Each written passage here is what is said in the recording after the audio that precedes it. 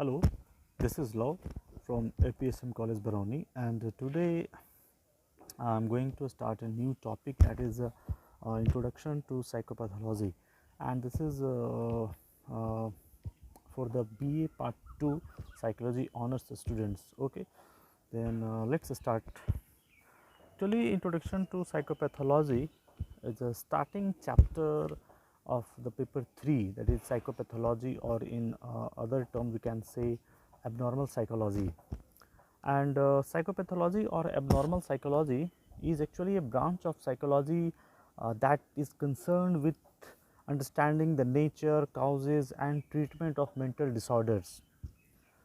So now we have a new term called mental disorders, or before that abnormal, which needs to be defined properly and clearly if we want to understand this new branch, this separate branch of psychology, that is psychopathology.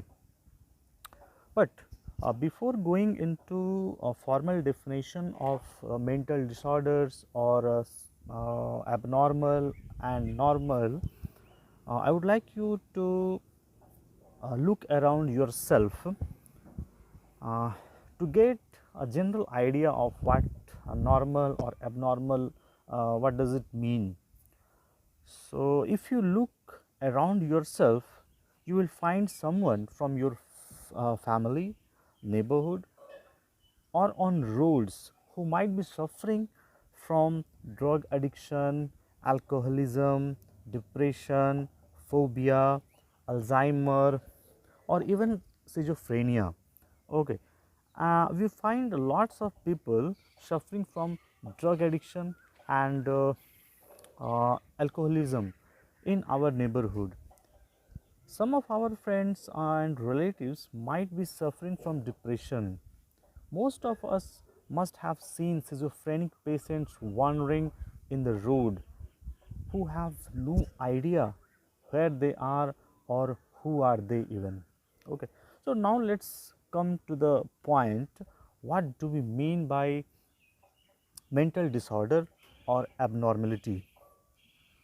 It might be surprising for many of us that there is still no universal agreement about what is meant by abnormality or mental disorder, even though there is a great deal of general agreement about which conditions are disorders and which are not. Okay, so why does definition of a mental disorder present so many challenges? A major problem is that there is no single behavior that makes someone abnormal. Instead, there are some clear elements or indicators of abnormality. The more that someone has difficulties in the following areas or the section, the more likely he or she is to have some form of mental disorder. So let's look upon them. And first is the suffering, second is maladaptiveness, third is social discomfort, fourth is irrationality and unpredictability, fifth is statistical deviancy, sixth is violation of the standard of society, and seventh and last is dangerousness. So now I will try to define all areas one by one, all aspect one by one, all parameters one by one. First, let's start with the suffering. It's if people suffer or experience psychological pain, we are inclined to consider this as indicative of abnormality. Depressed people clearly suffer, as do people with anxiety disorders. But what if the patient who is manic, you may have a test tomorrow and be suffering with worry, but we would hardly label your suffering abnormal. Although suffering is an element of abnormality, in many cases it is neither a sufficient condition, not even a necessary condition for us to consider something as abnormal. The second is maladaptiveness. Maladaptive behavior is often an indicator of abnormality. The person with depression may withdraw from friends and family and may be unable to work for weeks or months. Maladaptive behavior interferes with our well being and with our ability to enjoy our work and our relationships. However, not all disorders involve maladaptive behavior. Consider the con artist and the contract killer, both of whom have antisocial personality disorder, but they are not maladaptive with their environment.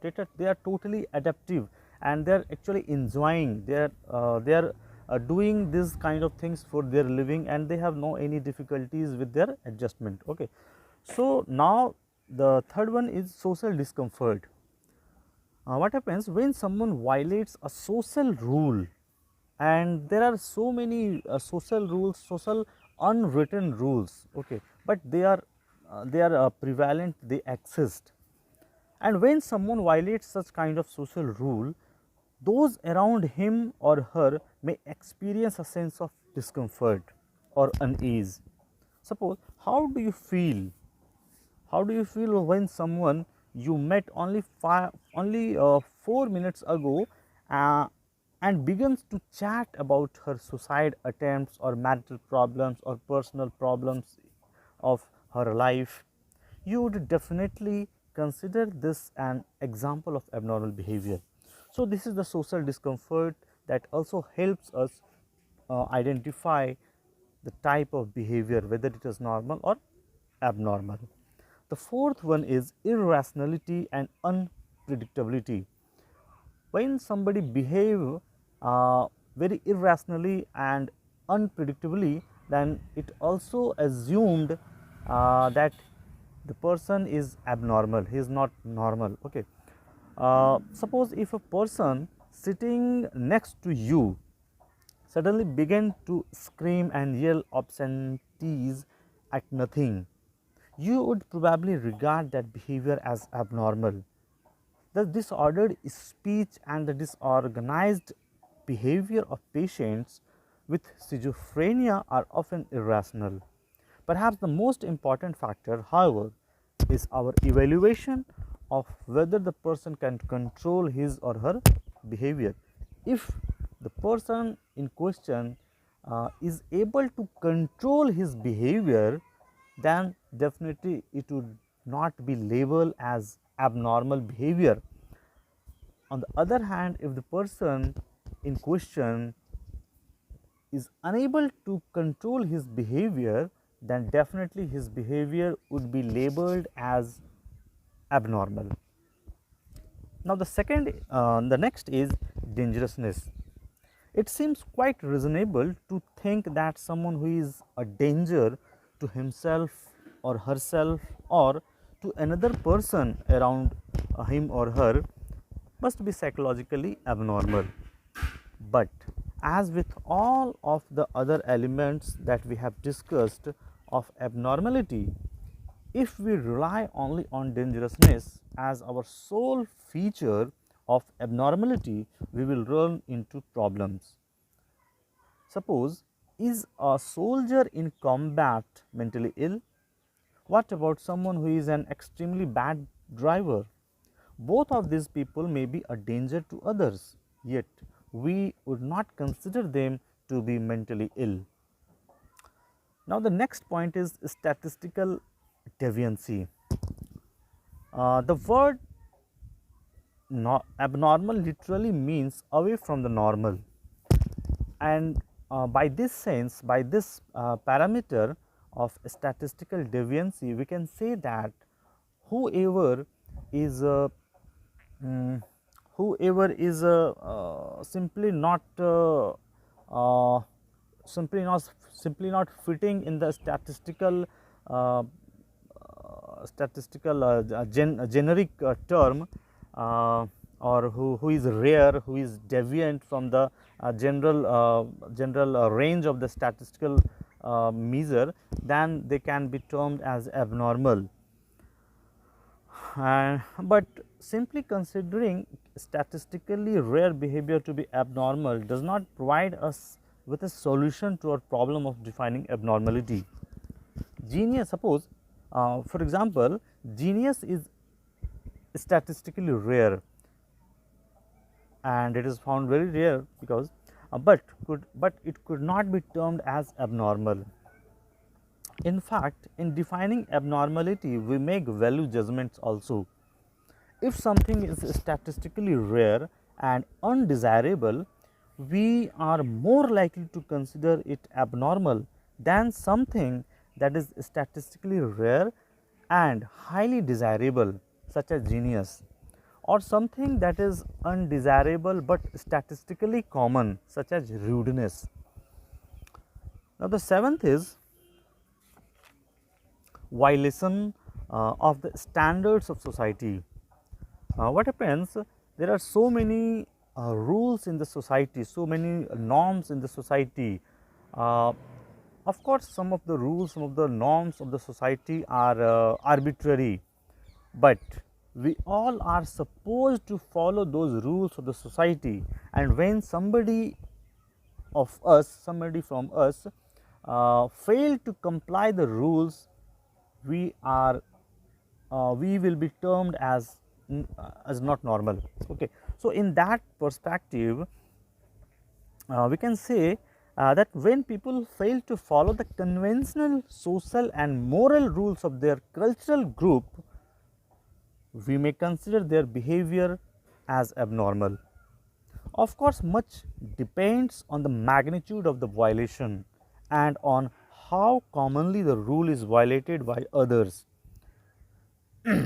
A behavior is most likely to be viewed as abnormal when it violates the standards of the society and is statistically deviant or rare at the same time. Okay. So, two things are there. First thing is the person must be not following the rule, the norms of the society, of the culture, cultural rule, cultural norms of the society. And the second thing is that his violation of the norms, violation of the behavior, violation of the rules of the society must be rare, must be deviant. It not be prevalent. Okay. If most of the people of the society are not following any rule, any specific rule, then it cannot be an example of the abnormal behavior. Okay. So, one final point that needs to be repeated is decisions about normal behavior, decisions about abnormal behavior always involve social judgments and are based on the values and expectations of society at large. This means that culture plays a role in determining what is and is not normal. So, when we say the culture or the society plays an important role in deciding which behavior is normal and which behavior is not normal, then it is clear that the norms or the parameter is not fixed. It's changing. It keeps changing because society is constantly shifting and becoming more or less tolerant of certain behaviors. What is considered abnormal or deviant in one decade may not be considered abnormal a decade or two later.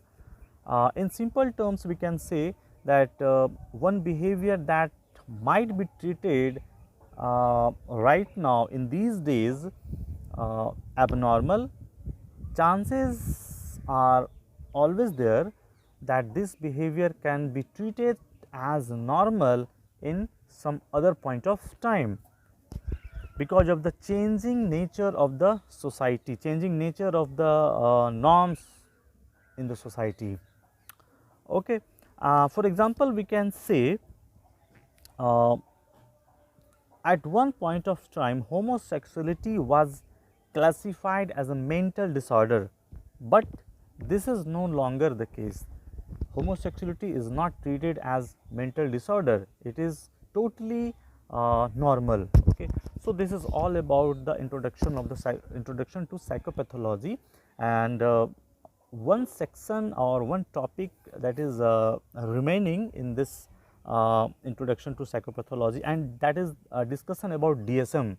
What is the role of DSM in classifying or defining the mental disorder? Okay, and in the next class I will discuss about the role of the DSM and the historical background of the DSM, starting from the DSM to the DSM-5, and how does it define or classify the mental disorders, and why is it important.